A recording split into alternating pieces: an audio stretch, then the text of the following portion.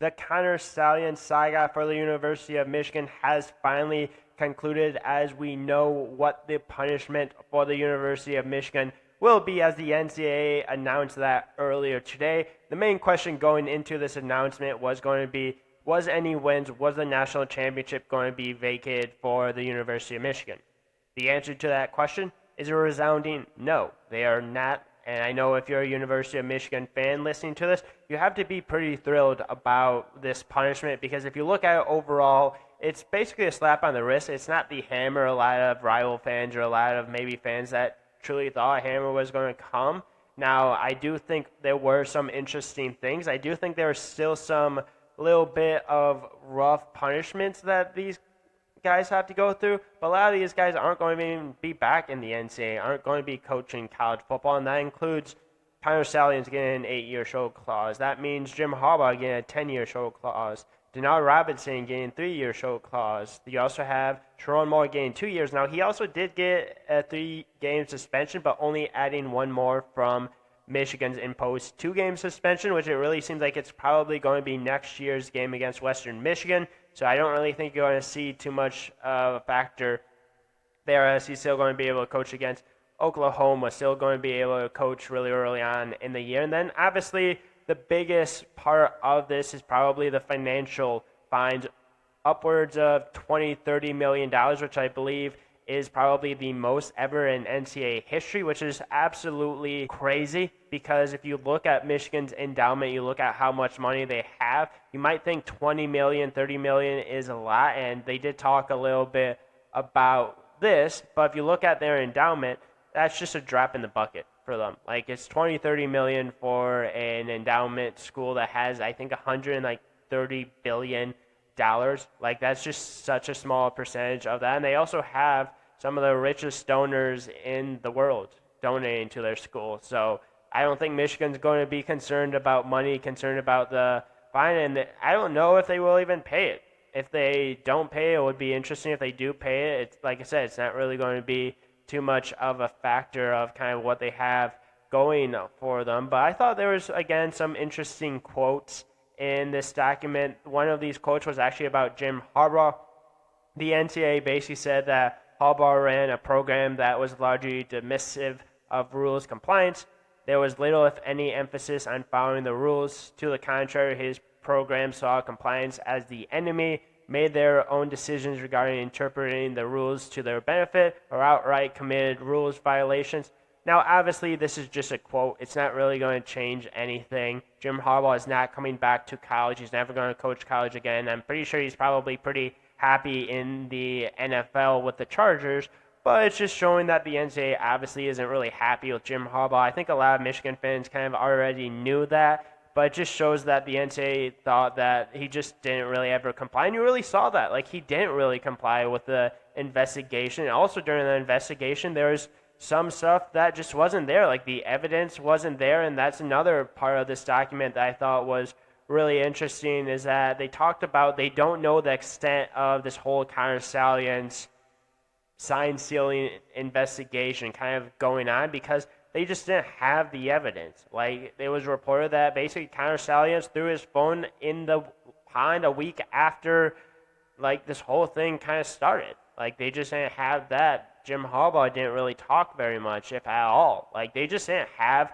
evidence. And I think that's really interesting, because you kind of see, obviously, the NCAA is a different body than just regular life, but you see people that destroy evidence and they're hurt more for that. It really seems like Michigan kind of did that, or at least part of that, and it really didn't seem to affect them. At least it didn't really seem to kind of get the whole story of it. So if you look at that perspective, that honestly actually probably helped Michigan in this decision, in my opinion.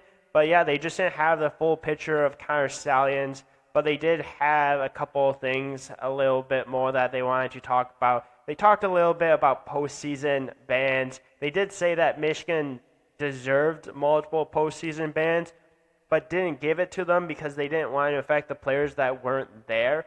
Now, I did think that was really interesting. I think that tells you a little bit more about kind of the NCAA as a whole. I think that really shows that the NCAA just doesn't really have teeth anymore to really kind of, quote-unquote, have a hammer. And I think that's going to kind of really make things interesting. And I think it's going to really set a unique precedent going forward because outside of quote unquote having ineligible players, which the NCAA also did talk about, that's really kind of the only way you can have vacated wins. I think you're going to see a trend of the NCAA going more towards financial fines than punishing teams in the postseason.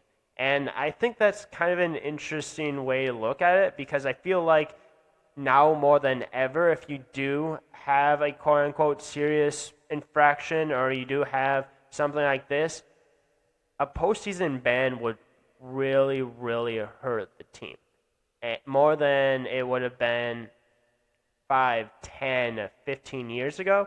And now they're going more towards the financial part of it. And you might say financial part of it obviously does hurt because there's scholarships, there's NIL, all that kind of stuff. But when you have so many donors and you have so much money in a big university like Michigan is, that's not really going to affect you long term. And I really don't think that's going to really affect Michigan at all. But this decision, not super surprising. Maybe to the extent it was a little bit surprising. Maybe some quotes here and there I thought was pretty surprising, especially with the kind of deserving postseason ban, but not giving them with the evidence part of it. It did really seem like, one, that they knew it was Connor Stalions in the CMU sideline. That was finally officially announced in this document, to no one's surprise, obviously. It did also talk a little bit about they thought that it did give them a competitive advantage. Now, to be completely honest with you, if we have to have this kind of discussion, the 2023 Michigan team was one of the best, if not the best team in the country. They were so good. Honestly, they didn't even really need Connor Stalions at all to even get there. Now, do I think he helped a little bit? Probably overall, but I do wonder what would happen with Jim Harbaugh if Connor Stalions wasn't there through 2021 through 2023, because obviously we all know that Jim Harbaugh was probably pretty close to getting canned, especially if he would have lost to that Rutgers team. But yeah, no, this is just, for the most part, just a slap on the wrist. A lot of these guys just aren't going to be a part of college football going forward. They weren't going to be anyways, and yeah, if you're a rival fan, you're disappointed, obviously, but if you're a Michigan fan, you get to keep what you wanted to keep all along. And there's still going to be some fans that are not going to believe in this national championship. If you're a Michigan fan, your probably argument against that is who cares? We still have it. We still won it. I don't really care necessarily what you think. And yeah, Connor Stalions is just going to kind of probably go off and just do nothing or go off and celebrate or just not be in college football anymore. Jim Harbaugh is going to enjoy the NFL. I'm going to be interested to see what happens with Sherrone Moore. Obviously, the big financial fine is going to be interesting as well, and we're going to see where this kind of takes the NCAA. I think this is just kind of the start of the NCAA continuing to just falter, and I think you're going to start to see the NCAA just continue to slide back a little bit more because honestly, I'm not the biggest fan of the NCAA. The NCAA just doesn't have teeth, you can tell. And yeah, 2 years of this, I think for a lot of people, they're just happy that it's finally over. We can finally focus on football. But yeah, that's really all Michigan got. Bunch of fines, 8-year show cause for Connor Stalions, 10-year show cause for Jim Harbaugh, 3 years for Denard Robinson, 2 years for Sherrone Moore, and then a 4-year probation period, which means absolutely nothing. But overall, if you're a Michigan fan, you have to be pretty happy. Rival fans, probably pretty upset. But overall, I don't think it's super surprising. I just think there's some really interesting quotes, and obviously wanted to give my opinion on that. So hopefully you enjoyed this episode. If you did, please continue to like, share, subscribe.